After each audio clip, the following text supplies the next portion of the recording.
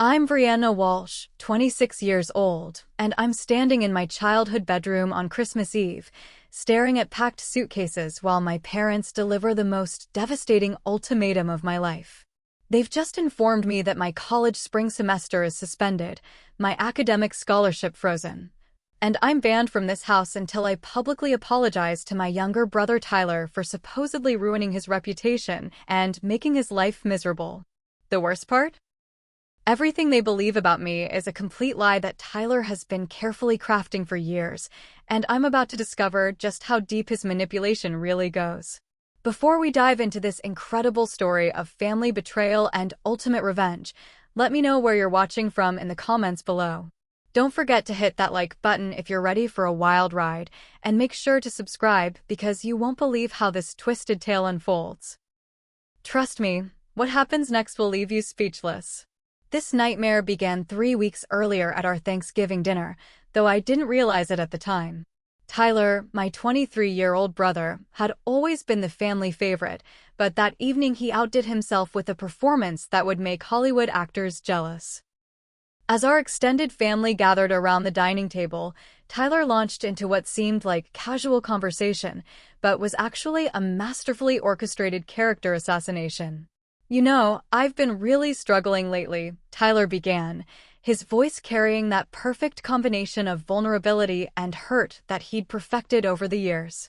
"Brianna's been making things really difficult for me at work and in my personal relationships. I don't want to make a big deal out of it, but her jealousy attacks have gotten pretty intense." The way he said it, with those puppy dog eyes and that trembling voice, immediately had everyone's attention. Our parents, Harold and Dorothy Walsh, exchanged those concerned looks that I knew meant trouble for me. Tyler had been playing this victim role since we were children, but he'd become increasingly sophisticated about it as we grew older. While I was busy excelling in academics, earning scholarships, and building what I thought was a successful college career, Tyler had been cultivating his image as the sensitive, artistic soul who was constantly being overshadowed and attacked by his aggressive, competitive older sister. The family had completely bought into this narrative, and Tyler knew exactly how to exploit their sympathies. "What kind of things has she been doing?" asked our Aunt Helen, immediately taking Tyler's bait.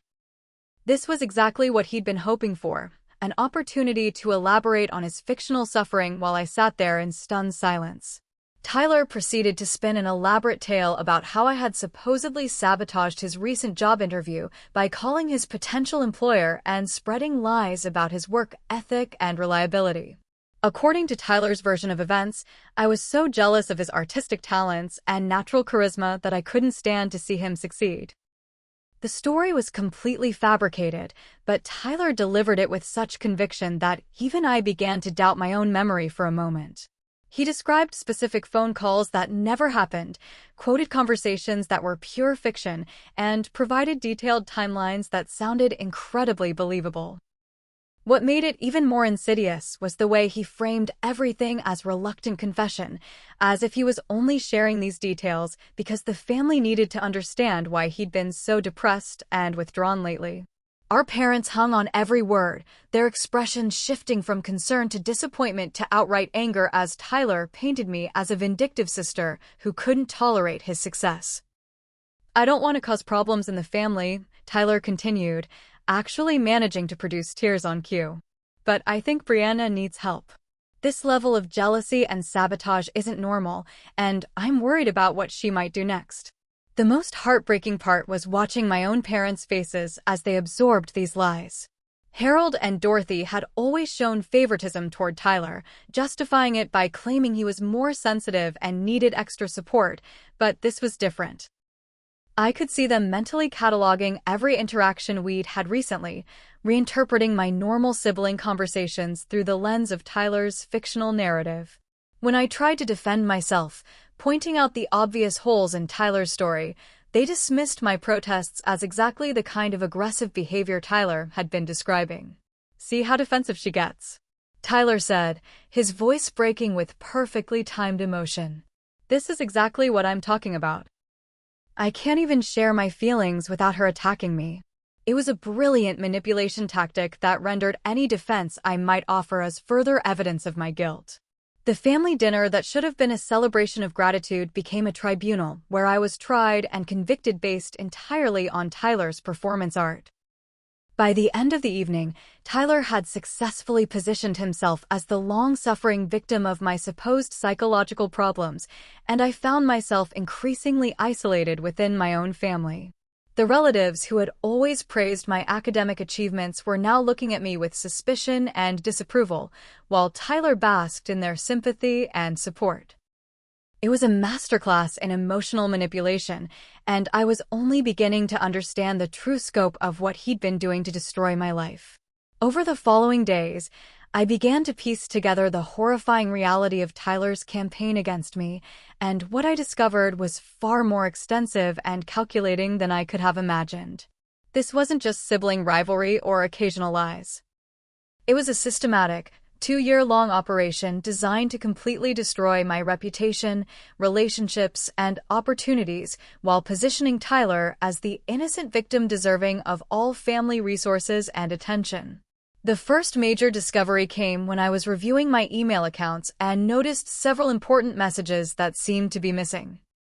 I had been wondering why my scholarship advisor hadn't responded to my recent queries about spring semester funding, and why several of my professors seemed unusually cold during our last interactions before winter break. When I contacted my university's IT department to recover potentially deleted emails, what they found made my blood run cold. There were dozens of emails from faculty members, administrators, and scholarship committees that had been systematically intercepted and deleted before I could see them. Someone with access to my accounts had been monitoring my correspondence and removing anything that might require my attention or response. More disturbing still were the fake responses that had been sent from my email address, declining opportunities, canceling meetings, and sending rude, dismissive messages to people who were trying to help me. The digital forensics specialist at the university showed me logs that prove someone had been regularly accessing my email accounts from our family's home internet connection. The timing coincided perfectly with Tyler's visits home from his apartment, and the writing style of the fake responses matched his particular way of expressing himself. Tyler had not only been sabotaging my communications, but actively impersonating me in ways that made me look unprofessional, unreliable, and disrespectful. But the email interference was just the beginning. As I dug deeper, I discovered that Tyler had been intercepting my physical mail as well. He had apparently learned our mail carrier's schedule and would collect letters addressed to me before I could see them. University disciplinary notices that I should have received months ago, scholarship renewal documents that required my signature, even personal letters from friends had all been disappearing into Tyler's private collection. When I finally tracked down my roommate Kelly and asked her about some strange interactions she'd mentioned in passing, the full scope of Tyler's campus activities became clear. He had been making regular visits to my college, introducing himself to my classmates, professors, and university staff as my concerned brother who was worried about my mental health. Tyler had spun elaborate stories about my supposed psychological instability, claiming that our family was seeking treatment options, but that I was resistant to getting help. "He seems so genuinely worried about you," Kelly told me during our phone conversation. "He said you'd been having episodes of paranoia and aggression, and that you might start making accusations against family members as your condition worsened.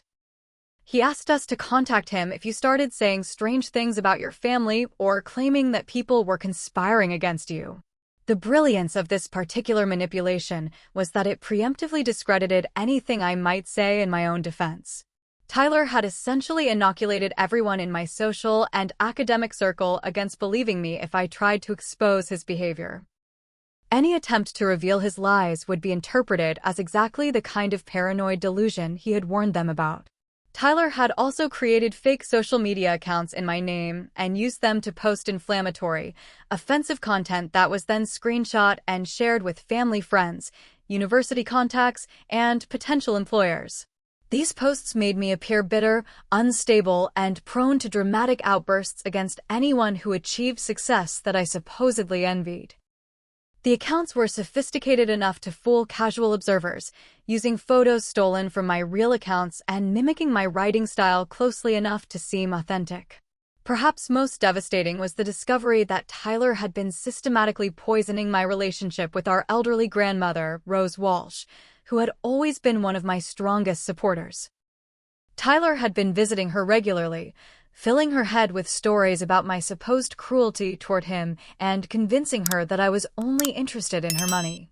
He had apparently convinced her that I was planning to contest her will and take legal action against the family if I didn't receive what I felt I deserved. When I called Grandmother Rose to wish her a happy Thanksgiving, her cold response finally made sense in this new context. Tyler had spent months convincing her that my affection was calculated and mercenary, that my academic achievements were motivated by greed rather than genuine ambition, and that I represented a threat to family harmony that needed to be contained. The woman who had once proudly bragged about my scholarships and accomplishments to her bridge club now viewed me as a dangerous manipulator who couldn't be trusted. The most chilling aspect of Tyler's campaign was its patience and thoroughness. This wasn't impulsive sabotage, it was a carefully planned, methodically executed destruction of my entire support system. He had identified every relationship, opportunity, and resource that mattered to me and found ways to systematically undermine them while maintaining his own image as the concerned, loving brother who was trying to help his troubled sister. The full weight of Tyler's manipulation campaign became devastatingly clear on Christmas Eve, when my parents summoned me to the formal living room for what they described as a necessary family intervention. Harold and Dorothy sat rigidly on the antique sofa that had belonged to my great-grandmother, their faces carrying the kind of grave expressions usually reserved for funeral announcements. Tyler positioned himself in the wingback chair across from them, his posture perfectly calculated to convey wounded vulnerability, while his eyes held a glint of triumph that only I could see. "Brianna, we need to discuss your behavior and its impact on this family," my father began, his voice carrying the authoritative tone he typically reserved for his most serious business negotiations. "Tyler has been incredibly patient with your attacks against him, but we can no longer ignore the damage you're causing to his mental health and reputation." The formal language made it clear that this wasn't going to be a discussion or an opportunity for me to explain my side of the story. It was a pronouncement of judgment that had already been decided. Tyler's performance during this confrontation was absolutely masterful, a display of emotional manipulation so sophisticated that I found myself almost admiring his skill even as it destroyed my life. He had prepared what appeared to be a spontaneous breakdown, complete with trembling hands, choked sobs, and barely contained anguish as he recounted years of supposed abuse at my hands. According to Tyler's narrative, I had been systematically tormenting him since childhood, growing increasingly vicious as my jealousy over his natural talents intensified. "I've tried so hard to be a good brother," Tyler whispered, his voice breaking at precisely the right moments to maximize emotional impact. "But nothing I do is ever enough for her. She can't stand that people naturally connect with me, that I don't have to work as hard as she does to earn affection and respect." The way he framed it, my academic achievements were desperate attempts to compensate for my lack of natural charisma, while his effortless charm was something that drove me to increasingly destructive jealousy. The specific demands my parents laid out were designed to be as humiliating and degrading as possible. They wanted a full public apology posted on all my social media accounts, acknowledging that I had been cruel, jealous, and abusive toward Tyler throughout our lives. The apology needed to include specific admissions of guilt for sabotaging his job opportunities, spreading malicious rumors about him, and causing psychological damage that would require professional treatment. Additionally, they required me to publicly commit to seeking therapy for my supposed psychological problems, with Tyler having input into the selection of the therapist to ensure I couldn't manipulate the treatment process.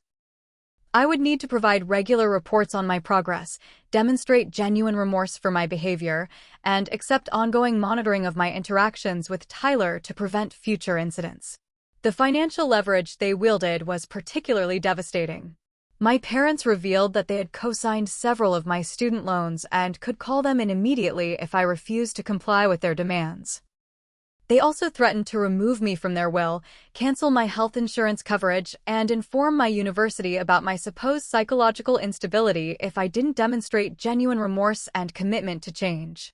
"We're not trying to punish you, sweetheart," my mother said, though her cold tone suggested otherwise. "We're trying to save this family from further destruction. Tyler deserves to pursue his dreams without constantly looking over his shoulder, wondering what you might do next to sabotage him." The fact that she could say this with a straight face while Tyler sat there smirking showed just how completely he had turned them against me. Throughout this entire intervention, Tyler maintained his perfect victim facade, occasionally wiping away tears and nodding along with our parents' demands while radiating an aura of reluctant forgiveness. "I don't want to see Brianna suffer," he said when they asked for his input on the proposed consequences. "I just want to feel safe in my own family again. If she can acknowledge what she's done and get the help she needs, I'm willing to work toward rebuilding our relationship."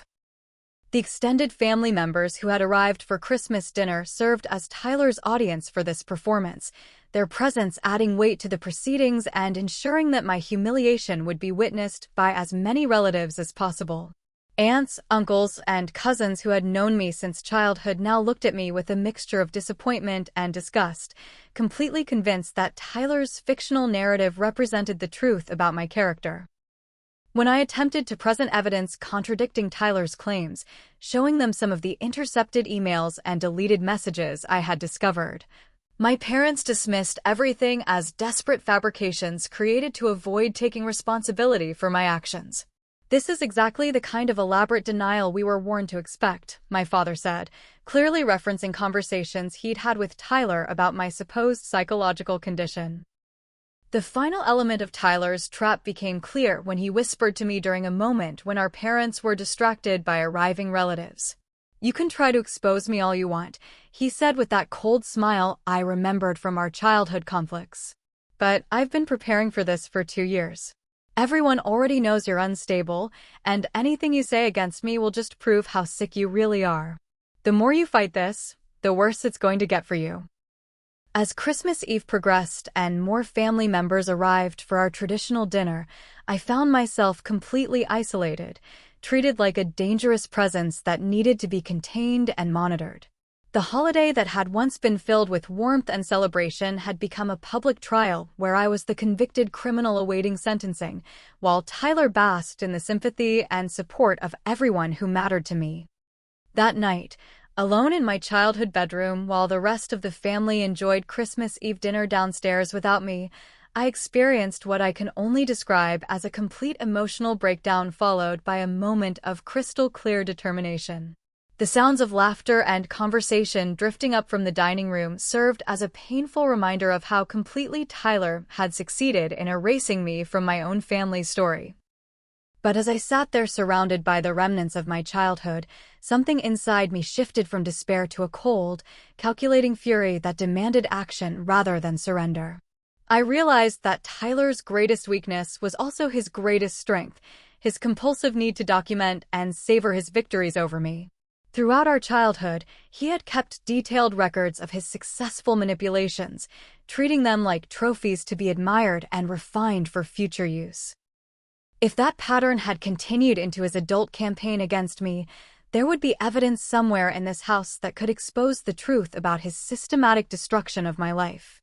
While the family attended midnight Christmas service at the local church, a tradition that Tyler had specifically requested they maintain this year to demonstrate their commitment to forgiveness and healing, I conducted the most thorough search of his belongings that I had ever attempted. Tyler's old bedroom had been preserved exactly as he'd left it when he moved to his apartment, and our parents' sentimental attachment to keeping it unchanged provided me with access to years of accumulated evidence. Hidden behind a loose baseboard in his closet, I discovered what Tyler had labeled his project management journal, a detailed record of his 2-year campaign to destroy my reputation and claim complete ownership of our parents' affection and resources. The journal was written in Tyler's precise handwriting and organized with the kind of methodical planning that revealed the true scope of his psychological manipulation.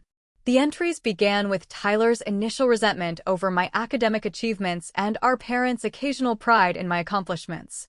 Brianna thinks she's so special with her grades and scholarships, read one early entry. But intellectual achievement means nothing compared to emotional intelligence, and I've always been superior at understanding and manipulating human psychology. It's time to demonstrate that superiority in a way that permanently establishes the family hierarchy. Page after page detailed Tyler's systematic approach to isolating me from every source of support and opportunity in my life.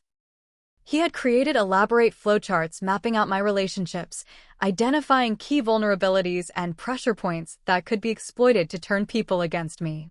The journal included detailed profiles of my professors, classmates, and family members, complete with notes about their personalities, insecurities, and the specific approaches most likely to convince them that I was mentally unstable and potentially dangerous. But the most damning evidence wasn't just Tyler's written confessions, it was the physical proof he had collected as souvenirs of his successful manipulations. Photocopies of the intercepted emails, screenshots of the fake social media accounts he'd created in my name, even audio recordings of his conversations with family members where he planted seeds of doubt about my mental health and intentions. Tyler had documented his financial crimes as well, including detailed records of money he had stolen from our grandmother's accounts using forged documents and manipulated power of attorney arrangements. He had been systematically draining her savings while convincing her that I was the family member who posed a threat to her financial security. The journal revealed that Tyler's gambling addiction, which I hadn't even known existed, had created massive debts that he planned to resolve by ensuring he received the largest possible inheritance from both our parents and grandmother. Perhaps most disturbing were the photographs Tyler had taken during his secret visits to my apartment and car, showing the vandalism and sabotage he had committed while I was in class or at work. He had been systematically damaging my property in small ways that would appear to be normal wear and tear or random misfortune, while documenting each incident as proof of his power to affect my life without detection. The journal also revealed Tyler's communications with my ex-boyfriend Derek, including bank records showing payments Tyler had made to convince Derek to spread rumors about my supposed psychological problems and unstable behavior.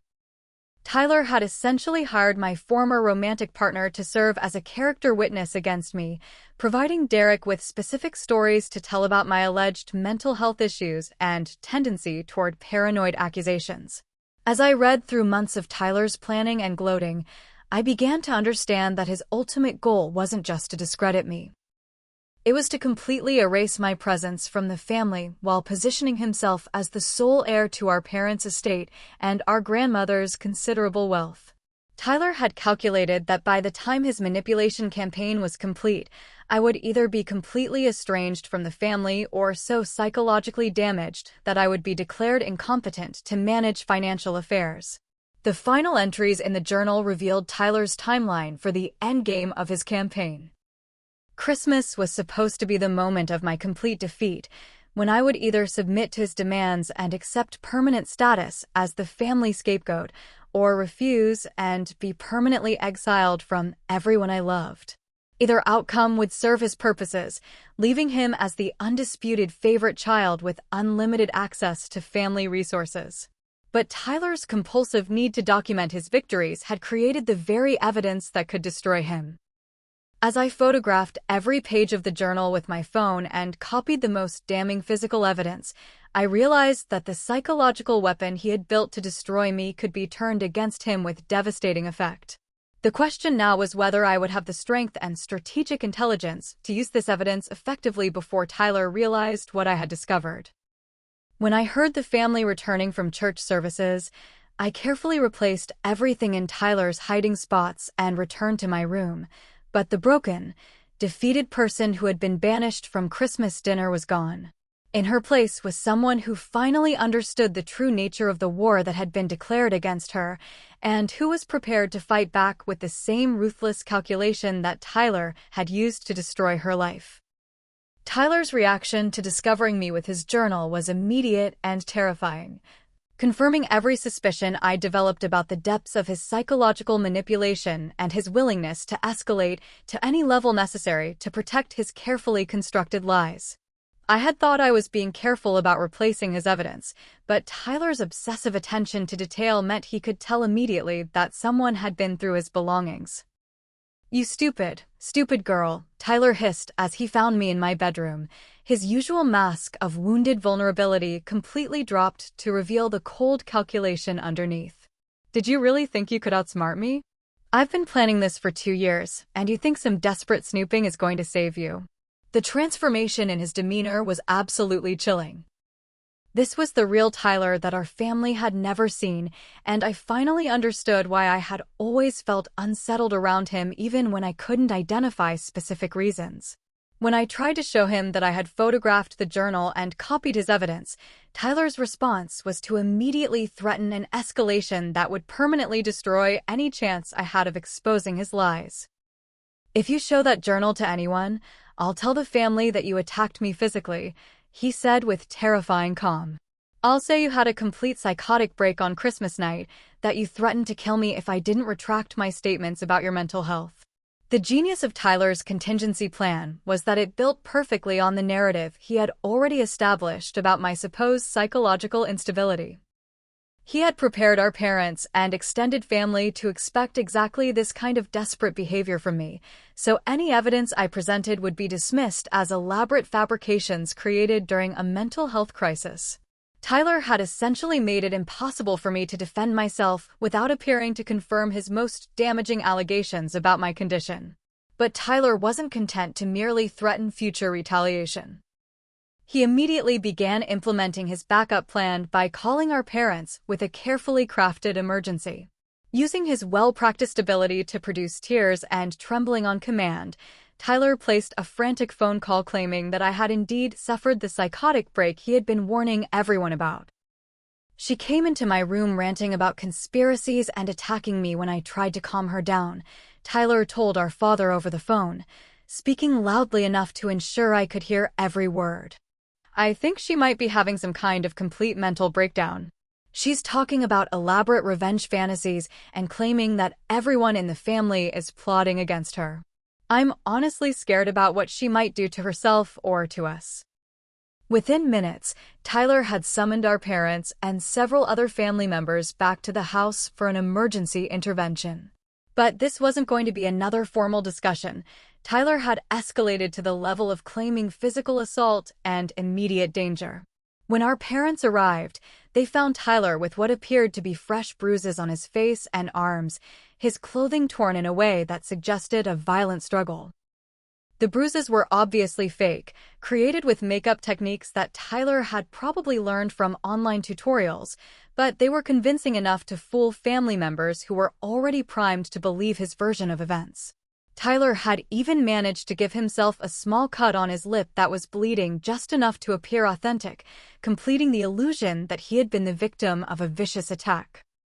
"Look what she did to me," Tyler sobbed as our parents and relatives gathered around him in shock and horror. I tried to talk to her calmly, to help her understand that we all love her and want to get her the help she needs. But she just exploded in rage and started hitting me, screaming about how she was going to destroy all of us if we didn't admit that she was right about everything. The Academy Award-worthy performance that followed was perhaps the most sophisticated manipulation I had ever witnessed Tyler execute. He managed to appear simultaneously terrified of me and heartbroken about my supposed condition, expressing concern for my well-being even while describing the alleged attack. "I don't think she even realizes what she's doing," Tyler said through carefully timed tears. "This isn't the sister I grew up with. Something is seriously wrong, and I'm afraid she's going to hurt herself or someone else if we don't get her professional help immediately." Our parents' reaction was swift and decisive. They immediately threatened to call the police if I didn't voluntarily commit myself to psychiatric evaluation. And they banned me from having any contact with Tyler or participating in any family activities until I had received professional treatment for my supposed violent tendencies. The extended family members who witnessed Tyler's performance were completely convinced that I had become dangerous and unpredictable, creating a united front of relatives who now viewed me as a threat rather than a family member in need of support. Tyler's private gloating during moments when our parents weren't watching revealed his satisfaction with this latest escalation. "Now you really can't say anything without looking completely insane," he whispered during one brief moment when we were alone. "Every word you speak against me just proves how sick you are. The more evidence you try to show them, the more convinced they'll be that you're having elaborate delusions." The Christmas morning that should have been filled with gift exchanges and family celebration became instead a crisis management session focused entirely on containing what everyone believed was my psychological emergency.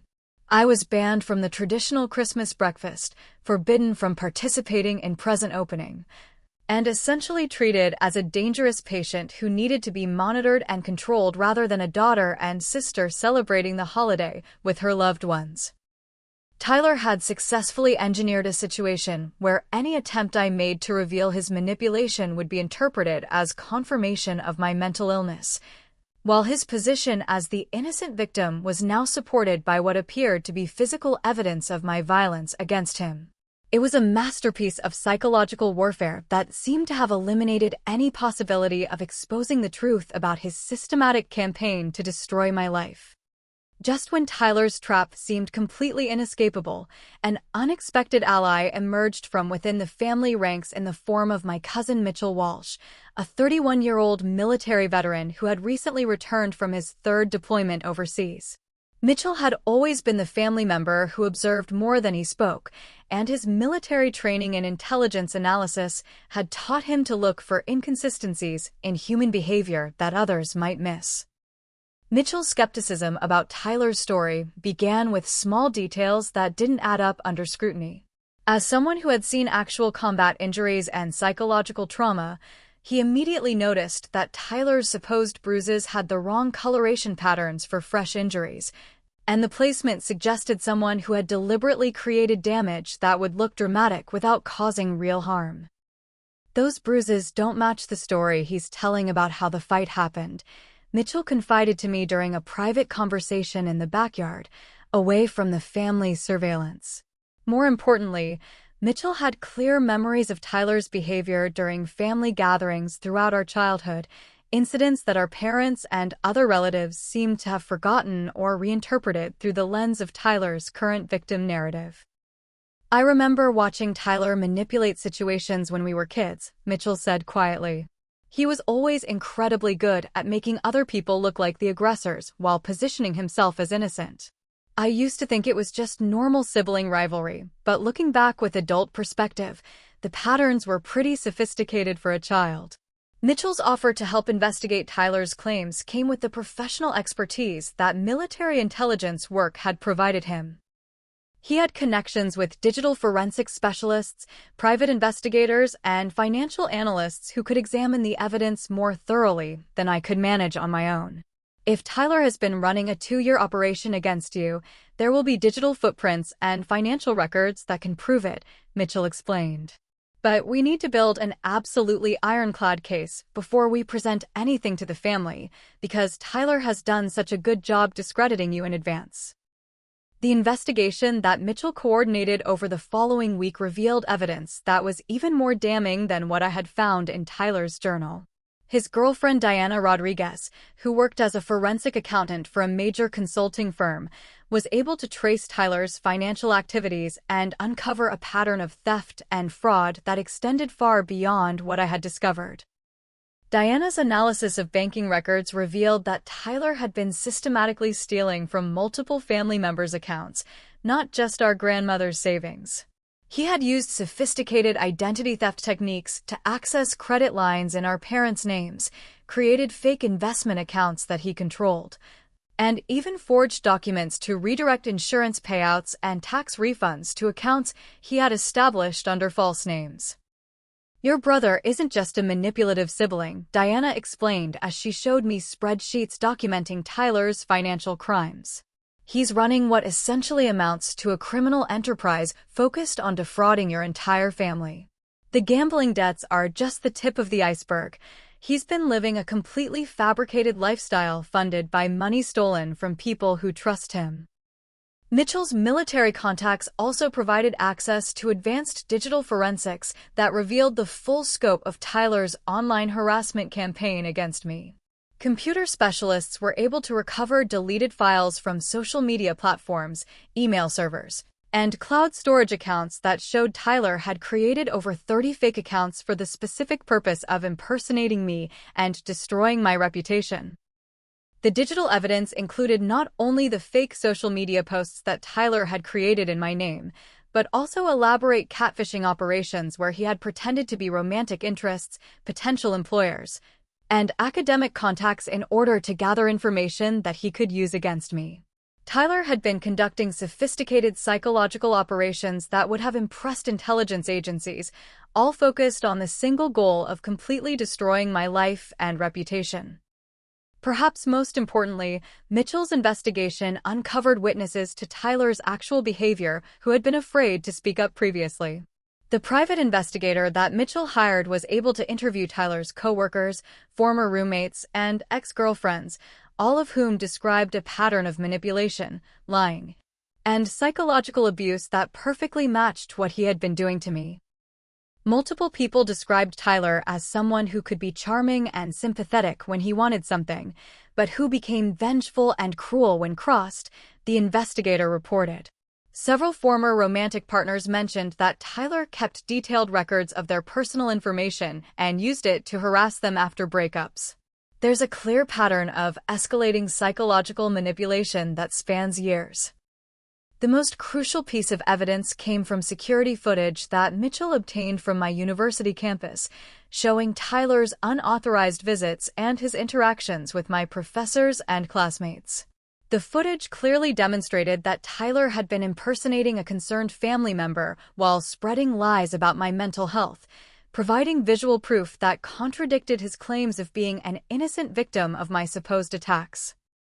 This isn't just sibling rivalry or family drama, Mitchell concluded after reviewing all the evidence his investigation had gathered. Tyler has committed serious crimes, including identity theft, financial fraud, and criminal harassment.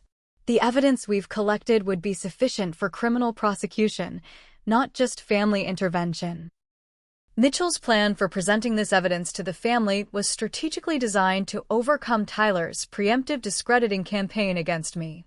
Rather than having me confront Tyler directly, which would have played into his narrative about my supposed psychological instability, Mitchell would present himself as an objective third party who had discovered troubling inconsistencies that demanded investigation. Tyler has convinced everyone that anything you say against him is proof of your mental illness, Mitchell explained. But he hasn't prepared them to dismiss evidence presented by other family members, especially evidence that comes from professional investigators and forensic specialists. We're going to use his own confidence against him.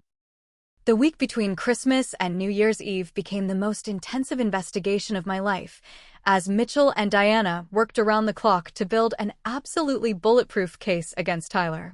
Their military and financial backgrounds provided them with resources and expertise that Tyler had never anticipated, and his overconfidence in his own manipulation skills had left him vulnerable to the kind of professional scrutiny he had never imagined facing. The security footage from my university campus proved to be a treasure trove of evidence that completely contradicted Tyler's victim narrative. The recordings showed him making multiple unauthorized visits throughout the semester, using false identification to gain access to buildings, and conducting what could only be described as a systematic harassment campaign against me and my academic contacts. Your brother was essentially conducting intelligence operations against you, Diana observed as we reviewed hours of security footage together. He was photographing your class schedules, following your professors to learn their routines, and timing his interactions to maximize damage to your reputation while minimizing the chance of being caught. The footage also captured Tyler's meetings with my ex-boyfriend Derek, showing money changing hands in exchange for Derek's agreement to spread specific stories about my supposed mental health problems. These recordings provided visual proof of Tyler's criminal conspiracy to damage my reputation, complete with timestamps and clear audio of their conversations about the lies Derek would tell about our relationship. Bank records obtained through Diana's forensic accounting contacts revealed that Tyler's gambling addiction was far more extensive and desperate than even his journal had indicated. He owed money to multiple illegal gambling operations, had maxed out credit cards taken out in our parents' names, and had been systematically liquidating any family assets he could access to fund his increasingly destructive betting habits. The financial pressure he's under explains the timeline of his campaign against you, Diana explained. Tyler isn't just trying to inherit family money eventually. He needs immediate access to large amounts of cash to avoid serious consequences from his gambling debts. The people he owes money to aren't the kind who accept delayed payment plans. Medical records obtained by Mitchell's private investigator proved that Tyler's supposed injuries from our alleged Christmas night fight were entirely fabricated. Emergency room visits showed no recent trauma, and pharmaceutical records revealed that Tyler had purchased theatrical makeup and special effects materials online, specifically items designed to create realistic-looking bruises and cuts for stage and film production. Perhaps most damaging were the witness statements that Mitchell's investigator had collected from Tyler's former associates and romantic partners.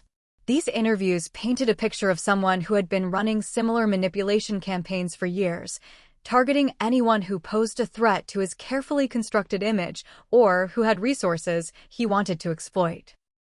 Tyler had a pattern of identifying successful, accomplished women and systematically destroying their confidence and opportunities while positioning himself as their savior, one former girlfriend testified. He would isolate them from their support systems, convince them that their achievements were meaningless, and then offer to help them rebuild their lives under his guidance. It was sophisticated psychological abuse disguised as romantic concern. The investigator also uncovered evidence of Tyler's attempts to sabotage my job prospects by contacting potential employers and providing them with fabricated references that painted me as unreliable and psychologically unstable. Phone records showed dozens of calls to companies where I had submitted applications, followed by withdrawal of job offers that I had never understood. Digital forensics specialists working with Mitchell were able to recover deleted files from Tyler's personal devices that revealed the full scope of his identity theft operations. Tyler had collected enough personal information about our entire extended family to open credit accounts, redirect mail, and even file false tax returns designed to claim refunds that belonged to other family members. Your brother has essentially been running a criminal enterprise focused on financial fraud, the forensics specialist explained. The sophistication level suggests either professional training or extensive self-education in identity theft techniques. This goes far beyond typical family disputes into serious white-collar crime. The evidence also revealed Tyler's plans for the future, including documents outlining his strategy for gaining power of attorney over our grandmother's finances and his timeline for eliminating me entirely from family inheritance considerations. Tyler had been preparing legal documents designed to have me declared mentally incompetent, using the psychological instability narrative he had constructed as grounds for stripping me of any financial decision-making authority. Most chilling were Tyler's communications with online forums dedicated to psychological manipulation and family estrangement tactics. He had been actively participating in communities that shared strategies for destroying relationships and isolating targets from their support systems, treating his campaign against me as a case study that he discussed and refined with other psychological predators. Tyler has been crowdsourcing advice on how to more effectively destroy your life, Mitchell said grimly as he showed me printouts of Tyler's forum posts. He's been treating this like a game, sharing updates on his progress and asking for suggestions on how to escalate his psychological warfare against you. By the time our investigation was complete, we had assembled evidence that would not only expose Tyler's lies, but potentially result in criminal charges for identity theft, financial fraud, and criminal harassment. The case was so overwhelming that even Tyler's most sophisticated manipulation tactics would be unable to explain away the mountain of documentation proving his systematic campaign to destroy my life. We have him, Mitchell concluded after reviewing the final evidence package. Tyler may be skilled at manipulating emotions and creating false narratives, but he's left behind a paper trail and digital footprint that proves every aspect of his criminal behavior. The question now is how to present this information in a way that forces the family to confront the truth they've been refusing to see. New Year's Eve provided the perfect opportunity for Mitchell's carefully orchestrated revelation. As the entire extended family gathered at our parents' house for what was supposed to be a celebration of new beginnings, but became instead the complete destruction of Tyler's house of lies. Mitchell had spent days preparing the presentation, organizing the evidence into an undeniable narrative that would systematically dismantle every aspect of Tyler's manipulation campaign. The timing of Mitchell's confrontation was strategically planned to maximize impact and minimize Tyler's ability to escape or deflect responsibility. As the family gathered in the living room for our traditional New Year's toast, Mitchell stood up and announced that he had discovered some troubling inconsistencies in recent family events that required immediate attention before we could move forward into the new year. "Before we celebrate tonight, I need to share some information that affects all of us," Mitchell began, his military bearing lending gravity to his words. "Over the past week, I've been investigating some concerns about Tyler's claims regarding Brianna, and what I've discovered is far more serious than simple family disputes or mental health issues." Tyler's initial reaction was to maintain his victim persona, immediately tearing up and expressing hurt that his own cousin would doubt his word during such a difficult time. "I can't believe you're taking her side, Mitchell," Tyler said with his practiced voice break. "After everything she's put me through, I thought at least you would understand how much I've been suffering." But Mitchell was prepared for Tyler's emotional manipulation tactics, and he had structured his presentation to focus on objective evidence rather than personal testimony that Tyler could dismiss as biased interpretation. "This isn't about taking sides, Tyler," Mitchell replied calmly. "This is about financial records, security footage, and documented evidence that tells a very different story than what you've been sharing with us." The first piece of evidence Mitchell presented was the bank records showing Tyler's systematic theft from multiple family members' accounts. As Diana explained the forensic accounting analysis to our shocked relatives, Tyler's face began to lose its practiced expression of wounded innocence, replaced by something closer to panic as he realized the scope of what had been discovered. These records show unauthorized access to accounts belonging to Grandmother Rose, our parents, and several other family members, Diana explained professionally. The pattern indicates identity theft and financial fraud spanning approximately 18 months, with total losses approaching 6 figures when we include credit accounts opened under false pretenses. Tyler's attempts to dismiss the financial evidence as misunderstandings or accounting errors crumbled when Mitchell presented the security footage from my university campus.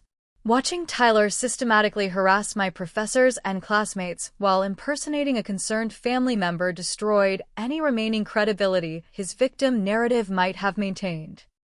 This footage shows Tyler making multiple unauthorized visits to Brianna's campus, using false identification to access buildings, and deliberately spreading false information about her mental health to academic staff, Mitchell explained as the family watched Tyler's deception play out on screen. "These aren't the actions of a concerned brother. They're part of a coordinated harassment campaign designed to destroy Brianna's educational and professional opportunities." The psychological impact on our parents and extended family was immediate and devastating. Years of believing Tyler's lies, of treating me as the problematic family member who needed correction and control, were suddenly revealed as elaborate deception that had poisoned our relationships and nearly destroyed an innocent person's life. "Oh my God," our mother whispered as she watched footage of Tyler meeting with Derek and exchanging money for lies about my supposed psychological problems. "What have we done? How could we have been so wrong about everything?" The realization that they had been actively participating in their daughter's psychological destruction based on fabricated evidence was clearly devastating to parents who had thought they were protecting their family. Tyler's desperation became increasingly obvious as each piece of evidence demolished another aspect of his carefully constructed lies. His attempts to claim that the evidence was somehow fabricated or misinterpreted grew more frantic and less believable as the mountain of documentation continued to grow. "You don't understand the full context," Tyler pleaded as witness statements from his former victims were read aloud to the stunned family gathering. "Brianna has been manipulating all of you for years, convincing you that she's innocent while secretly destroying my life. Everything I did was self-defense against her psychological attacks." But Tyler's final gambit of claiming that his criminal behavior was justified self-defense collapsed completely when Mitchell presented Tyler's own journal. The detailed documentation of his manipulation campaign, written in Tyler's own handwriting and clearly demonstrating premeditation and malicious intent. "This is Tyler's own planning document for his campaign against Brianna," Mitchell announced as he began reading excerpts from the journal. Written in his handwriting, stored in his bedroom, documenting a 2-year operation designed to isolate Brianna from family support and claim exclusive access to inheritance money. The complete psychological breakdown that followed was the real Tyler finally being exposed without his carefully maintained mask of victimhood. Years of practiced manipulation and emotional performance crumbled into desperate accusations, threats, and finally a complete confession as Tyler realized that his lies could no longer be maintained. "Fine. You want the truth," Tyler screamed, his composure finally shattered beyond repair. "Yes, I planned everything. Yes, I lied about Brianna and stole money and destroyed her relationships. But she deserved it for thinking she was better than me, for getting all the attention and opportunities that should have been mine." The family's reaction to Tyler's confession was a mixture of horror, shame, and desperate attempts to comprehend how they could have been so thoroughly deceived for so long. Our grandmother Rose was particularly devastated when she realized that Tyler had been systematically stealing from her while convincing her that I posed a threat to her financial security. "I changed my will because of his lies," Grandmother Rose said through tears of rage and regret. "I was going to leave everything to Tyler because I thought Brianna had become greedy and dangerous. He manipulated me into betraying my own granddaughter while he robbed me blind." As Tyler's house of cards collapsed completely, the full scope of his criminal behavior and its impact on our family became undeniably clear. The person we had all thought we knew was revealed to be a sophisticated psychological predator who had spent years systematically destroying his own sister's life for personal financial gain. The aftermath of Tyler's exposure brought a flood of apologies, desperate attempts at reconciliation, and the beginning of a long healing process that would reshape our family dynamics forever.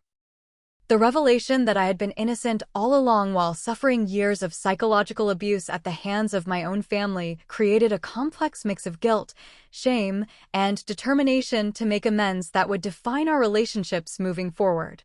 My university's response to learning about Tyler's harassment campaign was swift and comprehensive.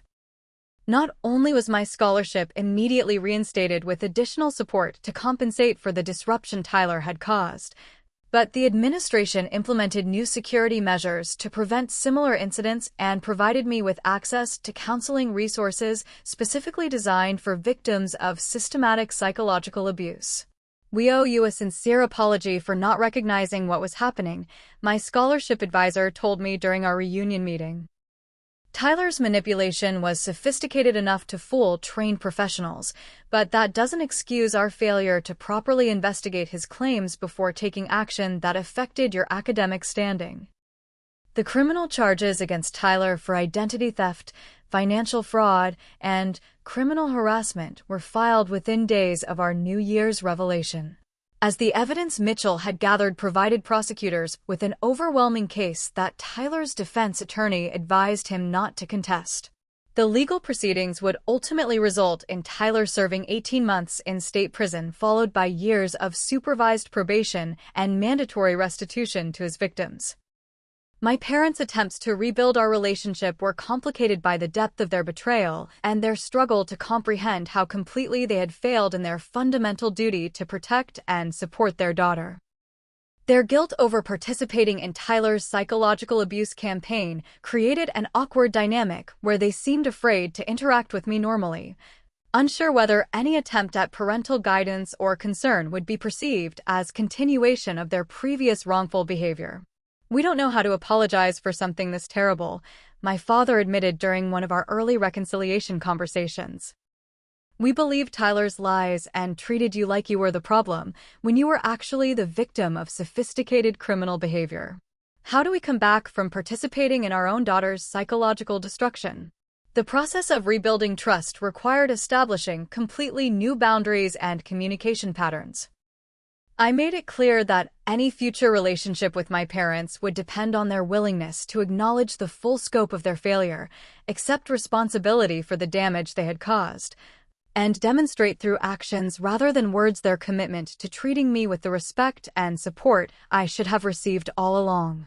Grandmother Rose's response to learning about Tyler's manipulation and theft was perhaps the most emotionally satisfying aspect of the entire revelation. Her fury at being deceived and robbed by her own grandson led to immediate changes in her estate planning that not only restored my inheritance, but substantially increased it to compensate for the suffering Tyler's lies had caused. "That boy made me doubt my own judgment about my granddaughter," Grandmother Rose declared with the kind of steel determination that had helped her survive the Great Depression. "He stole my money and poisoned my heart against someone I should have been protecting. I'm going to make sure Brianna receives everything she deserves and more." Perhaps most importantly, the revelation of Tyler's crimes validated years of my own instinctive feelings that something had been fundamentally wrong with our family dynamics. The gaslighting and psychological manipulation that had made me question my own perceptions and memories was finally exposed as deliberate abuse designed to make me compliant and isolated. My new apartment, secured with Mitchell's help and funded by Grandmother Rose's immediate financial support, became a symbol of independence and freedom from the toxic environment that Tyler had created through his manipulation of our family relationships. For the first time in years, I was able to make decisions about my life without worrying about Tyler's interference or our parents' misguided attempts to manage conflicts they didn't understand. The career opportunities that began opening up once Tyler's sabotage was removed were both exciting and bittersweet, representing what my life could have been all along if I hadn't been fighting against systematic psychological warfare designed to destroy my prospects. Professors who had been influenced by Tyler's lies reached out to apologize and offer research positions, while employers who had withdrawn job offers based on Tyler's fake references invited me to reapply for positions. The process of building healthy relationships with trustworthy people required learning to recognize and reject the manipulation tactics that Tyler's abuse had conditioned me to tolerate. Therapy specifically focused on recovery from family psychological abuse helped me understand that my hypervigilance and difficulty trusting others were normal responses to years of systematic betrayal by people who should have been my strongest supporters. Mitchell and Diana's support throughout this process demonstrated what healthy family relationships could look like when based on genuine concern rather than manipulation and control. Their willingness to investigate Tyler's claims rather than simply accepting them showed me that real family members protect each other from harm rather than participating in psychological destruction. The most profound lesson from this entire experience was learning that my worth and value as a person were completely independent of my family's approval or recognition. Tyler's ability to turn our parents and relatives against me had been devastating, but it hadn't actually changed who I was or diminished my accomplishments and potential. As I moved forward into a future free from Tyler's manipulation and our family's dysfunction, I carried with me a hard-earned understanding that sometimes the people who claim to love us are the ones most capable of causing profound harm. But I also learned that surviving such betrayal could create a strength and clarity that would protect me from similar manipulation in the future. The question I want to leave you with is this. Have you ever experienced manipulation from family members who convinced others that you were the problem when you were actually the victim? How did you recognize what was happening, and what gave you the strength to fight back against people who were supposed to protect you? Share your thoughts in the comments below, and if this story resonated with your own experiences, please hit that like button to let me know. Don't forget to subscribe for more stories about overcoming family betrayal and finding the courage to reclaim your life from toxic relationships. Remember to share this video with anyone who might need to hear that they're not alone in facing psychological manipulation from the people closest to them. Thank you for listening to my story, and I hope it helps you recognize your own strength in whatever challenges you're facing. May you find the courage to stand up for yourself and the wisdom to build relationships based on genuine love rather than control and manipulation.